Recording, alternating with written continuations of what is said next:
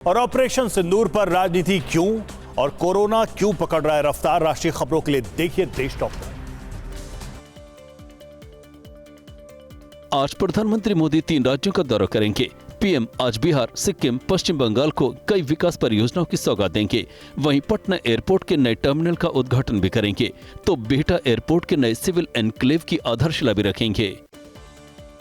कांग्रेस ने बीजेपी पर ऑपरेशन सिंदूर को सियासी तौर पर भुनाने का आरोप लगाया है। कांग्रेस का आरोप है कि बीजेपी सेना के शौर्य का क्रेडिट लेने की कोशिश कर रही है। अब कांग्रेस ने भी नई रणनीति के तहत बीजेपी को घेरने का प्लान तैयार किया है। इसके साथ कांग्रेस अब सीज फायर को लेकर ट्रंप के दावों और पहलगाम में सुरक्षा चूक का मुद्दा भी उठाएगी।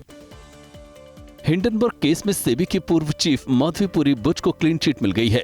लोकपाल ने कहा है कि माधवी बुच के खिलाफ आरोप निराधार हैं और कोई भी ठोस सबूत नहीं मिले हैं। ऐसे में सभी शिकायतों को खारिज कर दिया गया है। तस्वीरें लखनऊ के आलमबाग इलाके की हैं। कंडक्टर के साथ लूटपाट करने वाले मुख्य आरोपी गौरव कनौजिया के साथ पुलिस की मुठभेड़ हुई। इस एनकाउंटर में गौरव बुरी तरह घायल हुआ है। मुठभेड़ के बाद पुलिस ने इस बदमाश के पास से एक तमंचा, जिंदा कारतूस और एक स्कूटी बरामद की है। बरेली में इन दिनों रोहिंग्या और बांग्लादेशी घुसपैठियों के खिलाफ विशेष अभियान चलाया जा रहा है। 2 दिनों में बरेली पुलिस को 45 घुसपैठे मिले हैं। पुलिस ने 83 स्थानों पर करीब 775 लोगों की जांच की है। पुलिस अब इन सभी की नागरिकता की जांच कर रही है।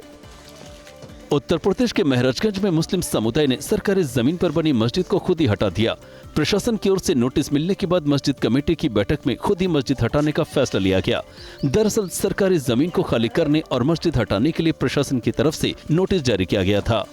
अयोध्या के बिजली विभाग ने 1500 कर्मचारियों को बगैर किसी कारण या नोटिस के बाहर निकाल दिया।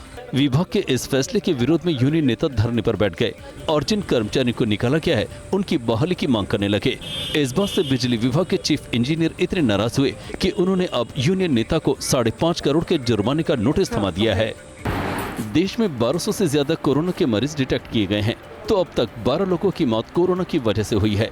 वहीं मुंबई के पास कल्याण डोंबिवली में भी कोरोना का कहर टूटा है। कल्याण डोंबिवली में कोरोना से 2 लोगों की मौत हुई है तो 3 मरीजों का इलाज जारी है।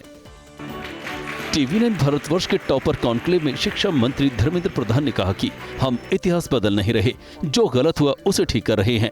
ज्ञान शक्ति से ही 2047 तक विकसित भारत बनेगा। स्किल डेवलपमेंट और इनोवेशन पर फोकस किया जा रहा है तो ऑपरेशन सिंदूर में मेक इन इंडिया की ताकत को पूरी दुनिया ने देखा।